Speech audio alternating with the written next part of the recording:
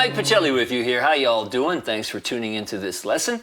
I'm going to talk about the Beatles' Yellow Submarine.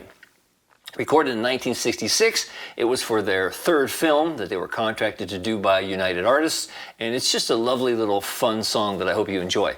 Basically only has 7 chords, and there's a couple little unusual things in there that I like to talk about.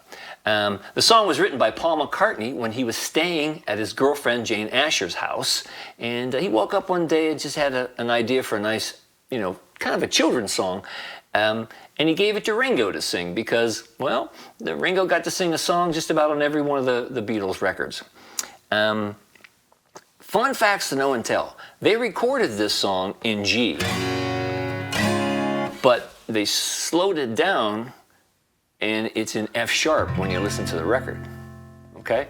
Now what they did is they were playing in G, because you can tell by the E minor chord and the A minor that they're playing here. But when you hear it, it sounds like, So if they record in G, and then they slow it down a whole step to F and let Ringo sing it in F, and then they sped up the tape a half step so you hear it on the record in F sharp to make Ringo's voice sound a little more, youthful, I guess, and happy. And also, the lads got extremely stoned when they were doing this session. They brought Marianne Faithfull in and Pattie Boyd, Neil Aspinall, Mal Evans, their roadies, even John's chauffeur to sing the chorus. And a couple of interesting facts too. When all our friends are all aboard, you can hear Pattie Boyd screaming on the record, and she's a very quiet, demure woman, so that was very, very unusual. And another fun fact, during the instrumental part, if you listen really closely, you'll hear a cash register. And that cash register is the same sound effect that was used on Money by Pink Floyd. So fun facts to know and tell. All right, let's get into it. So now I'm tuned down a half step. So my E is an E flat. All right, that's an E flat. Everything's down a half step in order to have this lesson sound like the record. And I'm going to play along with the track later, so this way it'll sound exactly like the record. Because if you try to play it in G, you'll sound a half step higher. You got it? You got it. All right. The song starts on D. Ringo starts in the, and that's 4 and the first chord is a D chord. Simple D chord like this from 4 strings, from 4 to 1.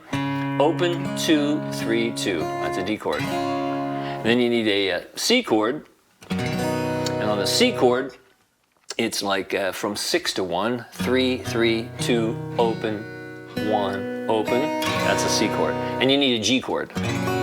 So from 6 to 1, it's 3, 2, open, open, 3, 3.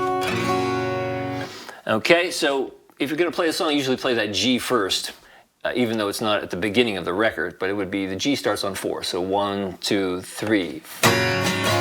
Right? So G to D, 1, 2, 3. And then the C. Got that? Nice and easy. Then you need an E minor chord, and from 6 to 1, it's open, 2, 2, open, open, open. That's the E minor. And you need an A minor chord. From 5 to 1, open, 2, 2, 1, open, for A minor. So from the beginning, it's G to D, C to G, E minor to A minor. Got that? And then you need a C major 7 for the next chord. And that's from 6 to a 1, 3, 3, 2, open, open, open. C major 7 to D7, which is the last chord we'll need. From 4 to 1, open, 2, 1, 2. Now why you can tell that's a C major is I'm not sure if John, who's playing the acoustic guitar on this, actually meant to play C major, or if he's just intuitive enough not to play the second string. But you can hear, because the melody is, let's see.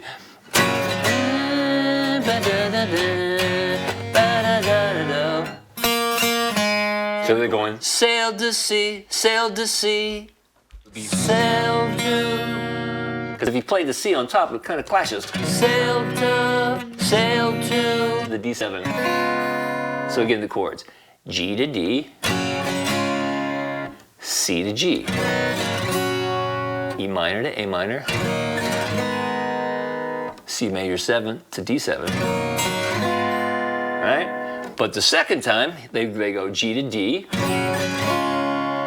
C to G, E minor A, then a regular C, D. Got it? Let's play it with me. 1, 2, 3.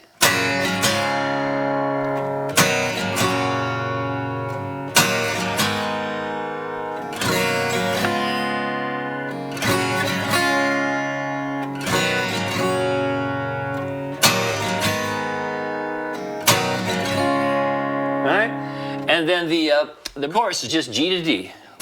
G, D.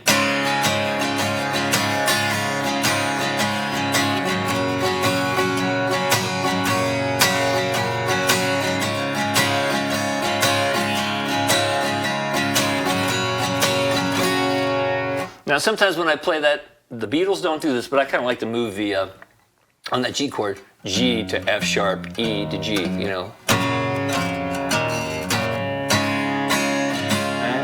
We all live. You don't have to do that, just something that I do. Might mess up the song, actually. Now what's interesting is on that little instrumental part in the middle, and they're going, full speed ahead, and you hear John doing all the funny stuff. He's actually blowing bubbles in a glass of water with a straw. And then he goes inside the reverb tank to do all those crazy voices, and you have, so many just sound effects and stuff going on. Everybody was just having a party. But if you listen, the melody goes, let's see. Those chords, da da da da da da da da da da da da da da da, kind of implies an A minor 7. Ba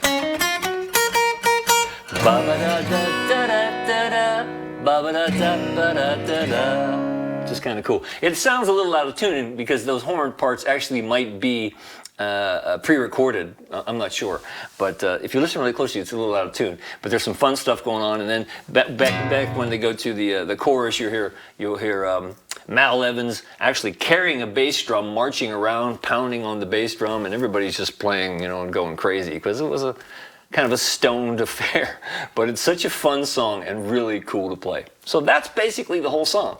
I've got a track. I'll play along with the track for your reference, and I hope you enjoy it.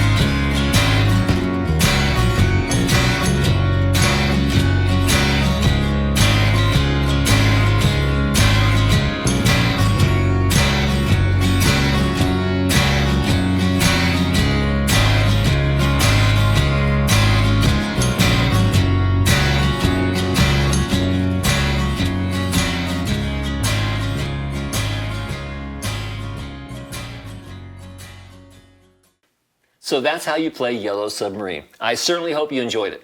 Hey, if you'd like to drop me a line, you can do so at MikePachelli.com. Always cool to hear from you, and I answer every email. So until next time, I'm Mike Pachelli. Thanks for hanging out with me.